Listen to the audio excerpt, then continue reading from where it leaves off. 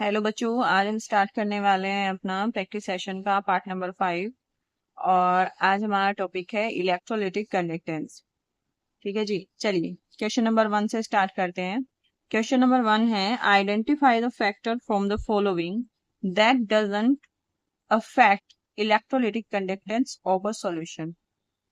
Electrolytic conductance पे किस चीज का प्रभाव नहीं पड़ता है? तो पहला है ऑप्शन ए है the nature of solvent use. तो जो आप सॉल्वेंट यूज कर रहे हैं उसका प्रभाव पड़ता है नहीं पड़ता है? तो पड़ता है। देखिए, आपने ये कंसेप्ट सुना होगा कि लाइक डिजोल्व्स लाइक। एक कंसेप्ट होगा, सुना होगा, लाइक डिजोल्व्स लाइक्स। अब आपको पता है कि जो इलेक्ट्रोलाइट्स होते हैं वो हाईली आयनिक होते हैं नेचर में। तो जितना ज्यादा सॉल्वेंट हाईली आयनिक होगा उसमें उतने ही ज्यादा डिजोल्व होंगे। तो इसका मतलब है कि जो नेचर ऑफ सॉल्वेंट है वो इम्पोर्टेंट है, वो इम्पैक्ट करता है किसको? इलेक्ट्रोलाइटिक कंडक्टेंस को। हमारा ऑप्शन नंबर बी है the nature of electrolyte added. जो आपने इलेक्ट्रोलाइट ऐड किया है उसका क्या नेचर है, तो उस पर भी डिपेंड कर गया ऑब्वियसली। क्योंकि इलेक्ट्रोलाइट का ये है कि जो भी आप इलेक्ट्रोलाइट यूज कर रहे हैं, है ना, तो उसमें आपका आयंस का साइज क्या है।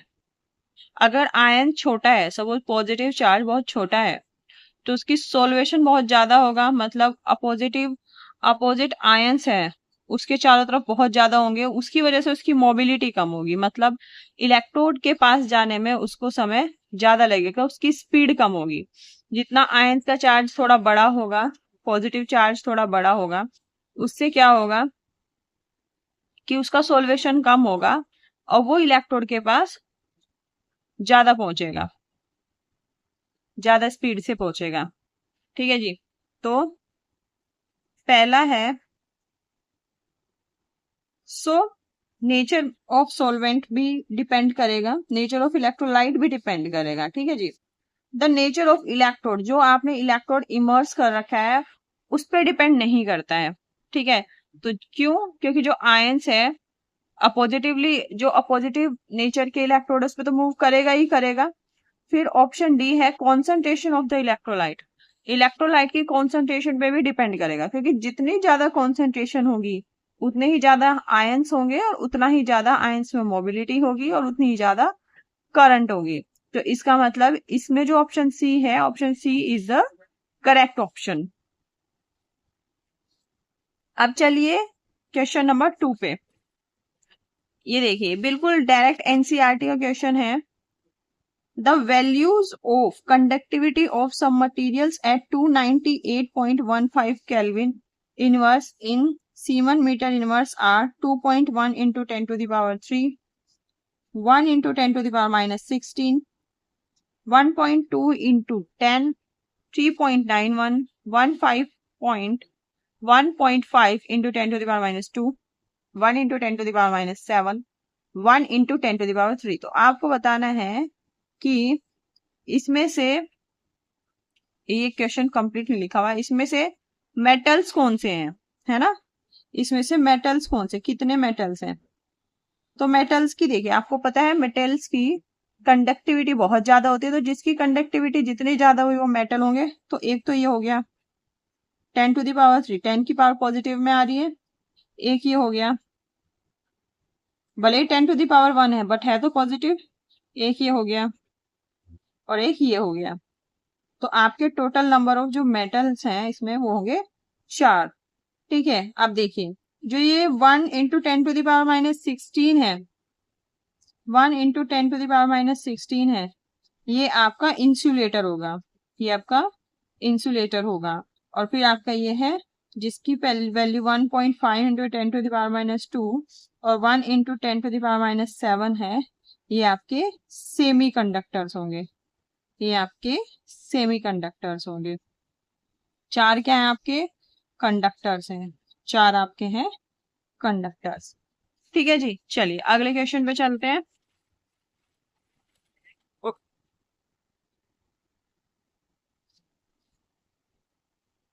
अगला क्वेश्चन है, the resistance of a conductivity cell containing 0.01 molar KCl of solution at 298 kelvin is 1750। देखिए आपको टर्म पे बहुत अच्छे से कमांड रखनी है। जैसे इसमें रेजिस्टेंस है ना ये, ठीक है, तो रेजिस्टेंस मींस आर, ठीक है, आर की वैल्यू दे दी 1750 ओम। अगर रेजिस्टिविटी देते तो रेजिस्टिविटी किससे शो होती है? रेजिस्टिविटी शो होती है रो से, है ना। अब देखिए फिर इसने बोला इस कॉन्सेंट्रेशन पे कितना है resistance 1750। If the conductivity of 0.01 molar KCl solution at 298 kelvin is this. ये आपकी कंडक्टिविटी दी है। कंडक्टिविटी का क्या मतलब होता है? कापा। कंडक्टेंस नहीं दी है, कंडक्टेंस दे तो आप जी लिखते हैं, यहाँ पे दी है कंडक्टिविटी। कंडक्टिविटी का मतलब क्या होता है? Specific conductance. स्पेसिफिक कंडक्टेंस को किससे डिनोट करते हैं? कापा से। और कापा की वैल्यू दी है 0.152 into 10 to the power minus 3 Siemens centimeter inverse. The cell constant of the conductivity cell is this।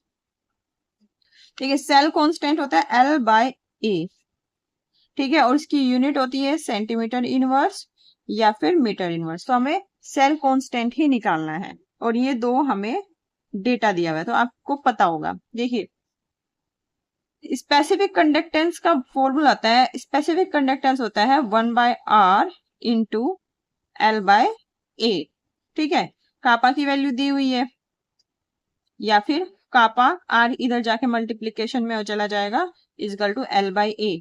L by A ही तो मुझे निकालना है, कापा की वैल्यू मैं रख लूंगी। कापा की वैल्यू आपकी है दी हुई है 0.152 into 10 to the power minus 3 semen centimetre inverse into R की वैल्यू दी है 1750 ओम, ठीक है।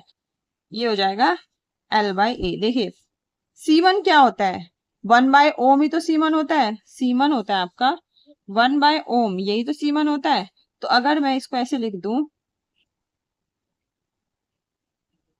1/ओम और सेंटीमीटर इनवर्स ये भी यानी कि सेंटीमीटर नीचे है इंटू 1750, यहां भी ओम है, L बाय A।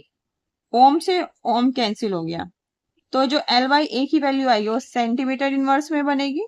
और मैंने वही बताया L बाय A की जो यूनिट है या तो सेंटीमीटर इनवर्स होगी या फिर मीटर इनवर्स होगी।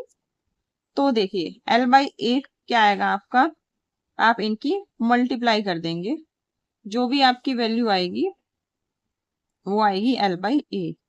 अब आपको 10 to the power minus 3 तो दे ही रखा है और इसमें भी 10 to the power minus 3 से छोड़ देंगे, इन दोनों की मल्टीप्लाई कर देंगे तो रहेगा 0.152 into 1750 into 10 to the power minus 3। इस रेंज में तो निकालना ही है, तो इसकी मल्टीप्लाई करके क्या आएगा? जब आप इनकी मल्टीप्लाई करेंगे आपका आएगा 266 into 10 to the power minus 3 centimetre inverse. तो 10 to the power minus 3 तो पहले से ही है, तो यहाँ पे क्या आएगा 266, ठीक है जी। चलिए अब अगला क्वेश्चन करते हैं। सेम इसी तरह का एक और क्वेश्चन आया हुआ है, देखिए इलेक्ट्रोलाइटिक कंडक्टेंस में मेनली इसी टाइप के क्वेश्चन आते हैं, या तो आपसे सेल कांस्टेंट पूछेंगे, सेल कांस्टेंट क्या होता है, ठीक है, या आपसे कंडक्टिविटी पूछ लेंगे। सेल कांस्टेंट क्या होता है? L by A। या आपसे कंडक्टिविटी पूछ लेंगे जो होती है कापा, या आपसे रेजिस्टेंस पूछ लेंगे कि रेजिस्टेंस कितना है ना जी। तो ऐसे आपको निकाल लेना है। अब देखिए चलिए, if conductivity of mercury at 0 degree centigrade, 0 degree centigrade का क्या मतलब होता है? 0 डिग्री सेंटीग्रेड का मतलब होता है 273.15 केल्विन, ठीक है जी। और दे रखी है इस देखिए वैल्यू क्या क्या दे रखी है। If the conductivity of mercury at 0 degree centigrade is this, तो कापा की वैल्यू दे रखी है 1.07 into 10 to the power 6 siemens metre inverse दे रखी है। यूनिट्स का आपको स्पेशली ध्यान देना है। फिर उसके बाद रेजिस्टेंस की वैल्यू दे रखी है 0.243 ओम और सेल कांस्टेंट की वैल्यू दे रखी है। सेल कांस्टेंट क्या होता है? L/A, इसकी वैल्यू दे रखी है x इंटू 10⁴ मीटर इनवर्स। अब आपको निकालना क्या? आपको x की वैल्यू निकालनी, वही सेल कांस्टेंट निकलवा रहा है फिर से, है ना। अब देखिए, तो आपको फिर से वही फॉर्मूला लगा देना सेल कांस्टेंट लगाने के लिए। तो कापा इक्वल टू होता है 1/r into L/A। L/A equal to होगा कापा इंटू r। कापा की वैल्यू है 1.07 इंटू 10⁶। आर की वैल्यू 0.243। ठीक है, ओम है, ये सीमन है। ठीक है, तो क्या बचेगा यहाँ पे? यहाँ बचेगा मीटर इनवर्स। तो आएगा ये मीटर इनवर्स। क्या ऊपर मीटर इनवर्स में पूछा है? ऐसे ऊपर मीटर इनवर्स में पूछा है। तो आप इनको सोल्व करोगे। 1.07 इंटू 0.243 इंटू 10⁶, है ना। मुझे चाहिए 10⁴ में, तो मैं इसमें 10⁴ तो एक तरफ ले लूंगी। 10⁴ जो 2 बचा उसमें से इनमें से किसी को मल्टीप्लाई कर दूंगी। तो इसको कर लेती हूँ मैं, जैसे 1.07 इंटू, जब 10⁴ से मल्टीप्लाई करेंगे ये पॉइंट दो प्लेस आगे आ जाएगा, ये आ जाएगा 24.3 इंटू 10⁴। ठीक है, अब इस रेंज में तो मुझे चाहिए, इनकी मल्टीप्लाई कर लेंगे। मल्टीप्लाई करके क्या आएगा? मल्टीप्लाई करके देख लो। मल्टीप्लाई करके आएगा 25.981, यानी अप्रोक्सीमेटली 26 आएगा। तो यहाँ पे आप क्या लिखोगे? एक्स की वैल्यू 26। ठीक है जी, चलिए अगला क्वेश्चन करते हैं। अगला क्वेश्चन है a KCl solution of conductivity this. Conductivity ये दे दी, शोज अ रेजिस्टेंस ऑफ, ये रेजिस्टेंस दे दिया, इस बार कंडक्टिविटी दे दी, रेजिस्टेंस दे दिया। If the same cell is filled with, और अगर उसी सेल को HCl सॉल्यूशन से भर दें, the resistance drop to this, तो रेजिस्टेंस इतना हो जाएगा। The conductivity of the HCl solution, तो HCl सॉल्यूशन की कंडक्टिविटी आपको निकालनी है।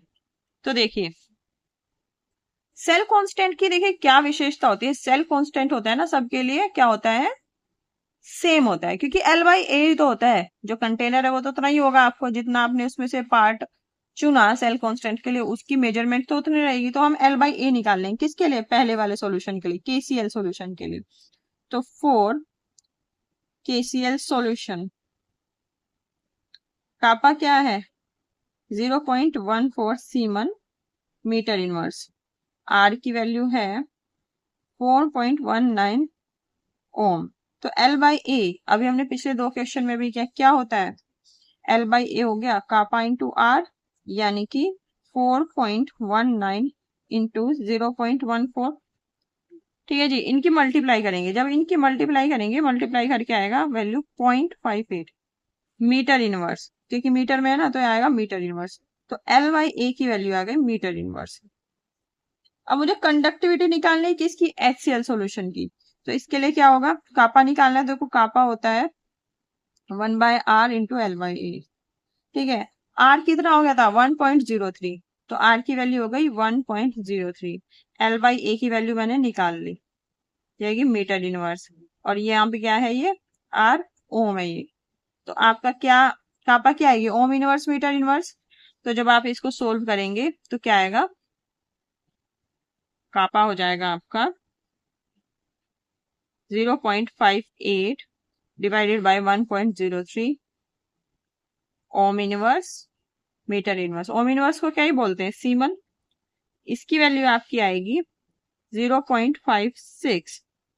ठीक है, इसको मैं सीमन लिख दूंगी, सीमन यानी S, और मीटर इनवर्स, या फिर आप इसको ऐसे लिख सकते हैं 5-6, है ना। ये पॉइंट हटाया, नीचे सो गया, जब ऊपर जाएगा 10⁻² हो जाएगा ना। ये 5-6 इंटू 10⁻² सीमन मीटर इनवर्स।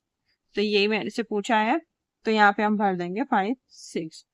तो इस टॉपिक से ज्यादा क्वेश्चन मतलब आते तो हैं, लेकिन और इसकी जो एप्लीकेशंस होती हैं उसमें क्वेश्चन इसके ज्यादा पूछे गए हैं।